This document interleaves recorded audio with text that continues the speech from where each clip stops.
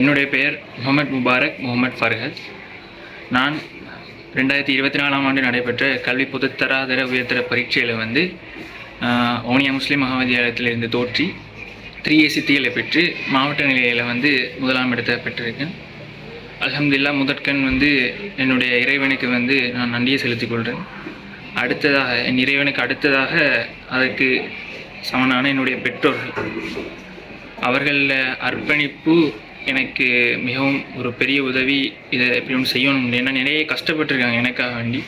அந்த கஷ்டத்தை ஒரு நாளும் அவங்களுக்கு அவங்க செலவழிக்கிற காசை ஒரு நாளும் வீணடிக்கக்கூடாதுன்னு தான் என் எண்ணம் எப்போதும் இருக்கும். ஸோ அந்த வகையில் இந்த கஷ்டத்தின் போது என்றுமே எனக்கு உதவி செய்த எனது பெற்றோர்கள், அவர்களுக்கு நான் முதல்ல நன்றியை தெரிவித்துக்கொள்கிறேன். அடுத்தது என்னுடைய அதிபர்.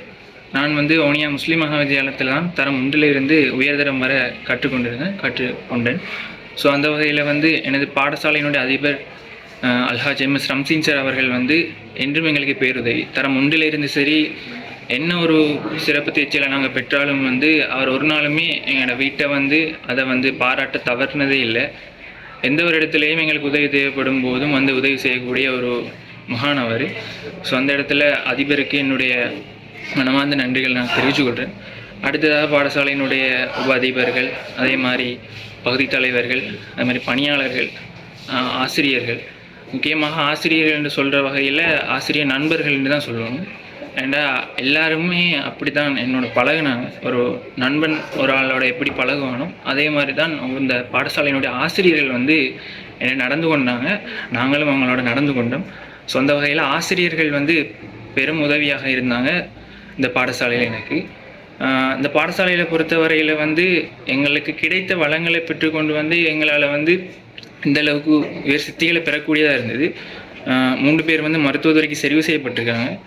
இதை விடவும் மேலதிகமாக வளங்கள் இந்த பாடசாலைக்கு கிடைக்கப்பெற்றதாக இருந்தால் இன்னும் எதிர்காலத்தில் அதிகமான மாணவர்கள் மருத்துவத்துறை, அதே மாதிரி பொறியியல் துறை மட்டும் இல்லாமல் ஏனைய துறையிலையுமே இந்த பாடசாலை இன்னும் சிறந்து விளங்கும்ன்றது என்னுடைய ஒரு ஆசை.